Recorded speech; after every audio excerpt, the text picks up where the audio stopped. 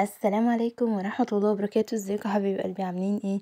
يا رب تكونوا بألف خير. النهارده جايلكم فيديو جديد وروتين جديد، اتمنى انه يعجبكم. لو عجبك ما تنسيش تعملي باللايك وتشتركي في القناة لو لسه ما اشتركتيش، وفعلي جرس الاشعارات عشان يوصلك كل جديد بقدمه. النهارده بقى كان روتين كده، يوم ممطر، كان مطر وبرد وبرق ورعد وحاجات كده كتير. الجو ده في اليوم ده كان جو بارد.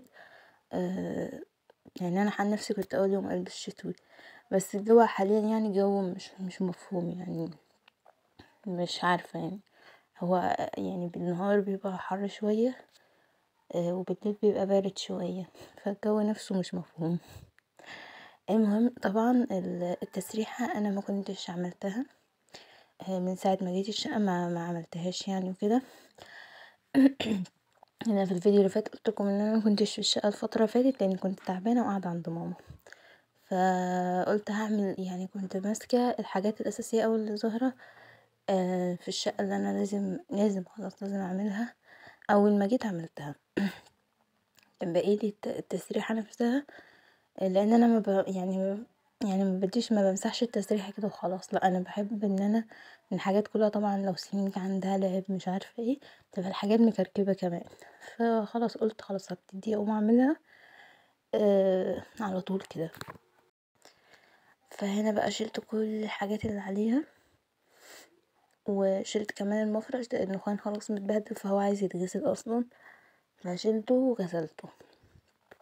وهنا بقى ابتدي امسح الازاز، وحبيت كده بصراحة ان انا اغير فيها حبة حاجات فهوريها لكم برضو دلوقتي. انا هنا بعمل الازاز، وهنا كنت بزيح الجزء ده عشان كان الخشب نفسه عليه علامات كده.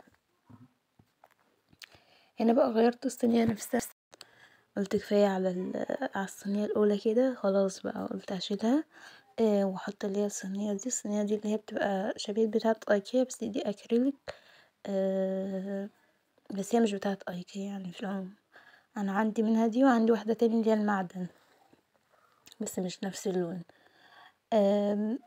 المهم قلت خلاص دي هتبقى برضو كويسة لانها طبعا خامتها بلاستيك كده فمش هيحصل لها حاجة.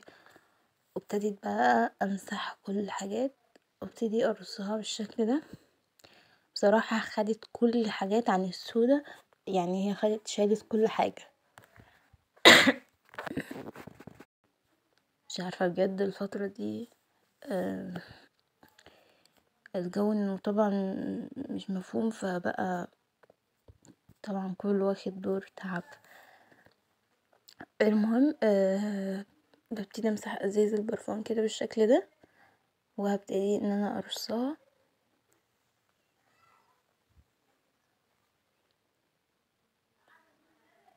لان هي بتكون انا عندي مش عارفه بصراحه التسريحه بتطلع تراب لان في شباك يعتبر فوقيها بس هو اصلا مقفول، بس مش عارفه من اكتر الاماكن اللي بتطلع تراب كتير جدا هي عند التسريحه.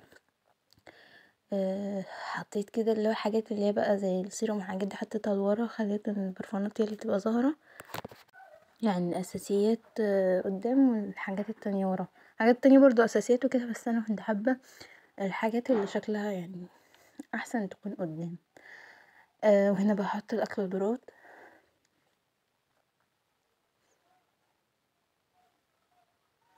طبعا دي هتلاقوا الالوان كلها نفس الشكل بس انا بحبهم بصراحه، بحب الالوان دي. وهنا حطيت البالة بتاع الاشادو الصغننه دي اللي هي كانت من شيئن، ورجات ده برضو من شيئن اللي هي انا حطاها دلوقتي، اللي هي التانية اللي الوانها نود دي لا دي كانت جايه هدايا. والمرطبات برضو بتاع شيئن. كل الحاجات دي قلت بقى ارصها بالشكل ده.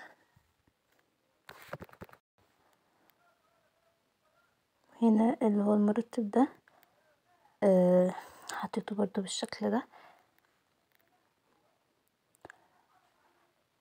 هنا بقى حطيت كان عندي كده كام فرشة من الفرش يعني اللي باقية بس دي يعني بوظهم كلهم، فحطيتهم برضو بالشكل ده. وده كده شكل الركن بتاع التسريحة بجد. يعني انا راضية عنه جدا حلو جدا بصراحة عجبني عن عن لما كنت حاطة الصينية اللي هي لونها اسود دي. بالعكس ده عجبني اوي. هنا بقى هعمل شاورما سوري. اول حاجة جهزتها كنت عاملة كده كام وحدة بطاطس. آه يعني ما عملتش كتير، يعني هي كام واحدة بس كده مش اكتر عشان احطها في السندوتشات. انت طبعا ممكن تعملوا جنبها يعني بطاطس كتير وكده هتكون مشبعة كمان اكتر، بس احنا ما كناش عايزين يعني بطاطس جنبها وكده، احنا حاطينها بس في الساندوتش. وهنا بقى الفراخ كنت متبلها عند ماما. أه كنت جايباها متبلة يعني. كنت حاطة زبادي، علبة زبادي، وحاطة ليمونة وحاطة توم باودر وبصل باودر وكمون وكزبرة وفلفل اسود، وحاطة بهارات مشكلة انا جايباها مشكلة كده من عند العطار، وقلبت كل ده مع بعض. انتي بقى ممكن تحطي مثلا لو انتي تحبي يعني البصل يبقى طازه وكده ممكن تحطي عصير بصل، ما تحطيش البصل نفسه مفروم عشان هيتحرق. بس وقلبت كل ده مع بعض، وكمان طبعا الملح طبعا على حسب ما انتي بتبقى عايزاه.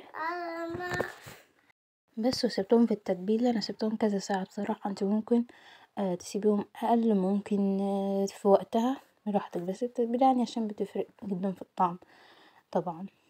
المهم انا حطيت بطاطس عشان احمر فيها البانيه، وحطيت واحده كمان عشان احمر فيها البطاطس. دي بقى حطيت نص كوبايه ميه وحطيت عليهم معلقه نشا وقلبت كده على البارد، وخليتها لحد ما يعني ما دابت، وبعد كده حطيتها على النار لحد ما بقت بالقوام ده، وسبتها ركنتها لحد ما بردت خالص. بعد كده هنزل بيها في الهاند بلندر وحطيت عليها 5 فصوص توم، وحطيت علبة زبادي بيخلي طعمها حلو جدا. ممكن تستبدليه بمايونيز تقريبا، بس انا ما بصراحة عمري ما جربته بالمايونيز، بس انا دايما بعمله بالزبادي بيبقى حلو قوي. هنا بقى حطيت ليمونة كاملة، بتدي يعني ممكن تحطي نص ليمونة بصراحة، بس ليمونة كاملة حسيتها بتدي في الطومية زي مزازة كده وطعم حلو قوي، فحطيتها كاملة. وببتدي بقى ان انا اضرب كل الكلام ده مع بعض لحد ما يبقى قوامه ناعم كده شوية. بجد جربوا الطومية في البيت بتبقى حلوة جدا، والشاورما عامة السورية عملتها في البيت هتدمنيها. انا عن نفسي بحب بتاع البيت اكتر من بتاعة برا، انه على الاقل حاجة انت عاملاها ببيتك وعارفة مصدرها وكل حاجة. فبجد حلوة جدا. تعالى سيدي ما يقدرش يسيبني اسجل. المهم بس كده هبتدي اضرب كل الكلام ده مع بعض في الهاند بلندر. انا هنا كنت تقريبا بشغل الهاند بلندر او بعمل حاجة مش عارفة. زي ما انتوا شايفين كده ببتدي اضربهم مع بعض لحد ما يبقى قوامهم ناعم كده وحلو. هوريكم دلوقتي وانا بنزله في الطبق بيبقى بصراحة تحفة زي ما انتوا شايفين كده.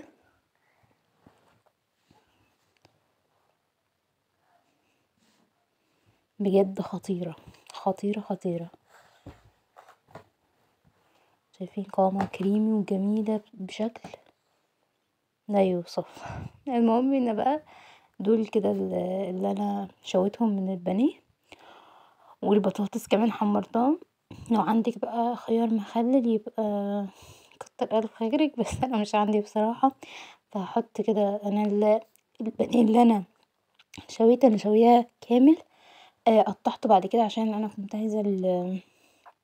عايزة الشاورما تبقى طرية كده وحلوة، وانا بحب بصراحة لما بتعملي الصدور كده كاملة وبتقطعيها بحسها بتبقى احلى من ان انت لما تقطعيها تقطيعة شاورما وتحمريها يعني وكده.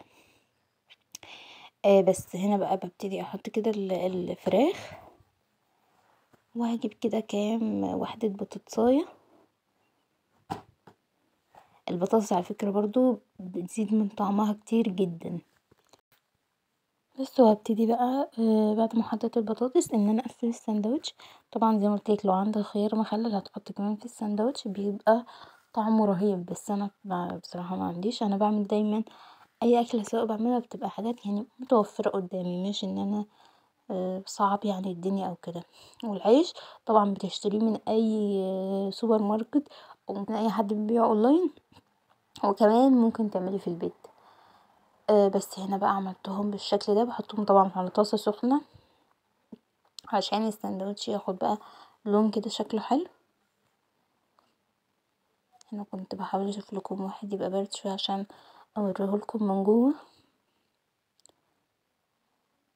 بصوا بقى شكل الساندوتش من جوه عامل ازاي، بجد من الاكلات الحلوه جدا جدا جدا، ولو عملتها لولادك مش هيبطلوا سؤال عنها. الحاجات دي بتبقى في الطبيعي الاطفال بيحبوها قوي.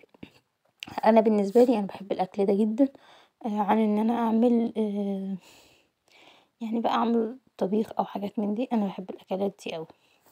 هنا بقى مرتبش طبعا الضلفه دي بقى لي فتره.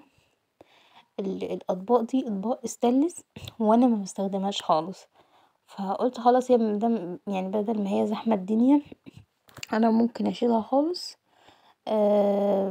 يعني اشيلها خالص توسع مكان واحطها اخزنها عن الحاجات اللي انا مخزناها، لان هي ملهاش يعني لازمه عندي يعني ما بستخدمهاش.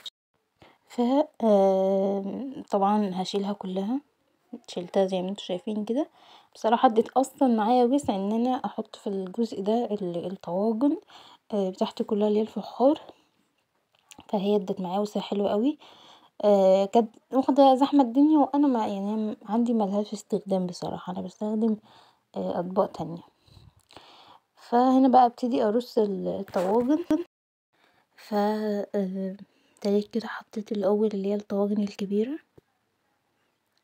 الطواجن دي بستخدمها بصراحة لما باجي اعمل مثلا طاجن لحمة في عزومة او كده، بتنفع لان هي حجمها كبير مش صغير.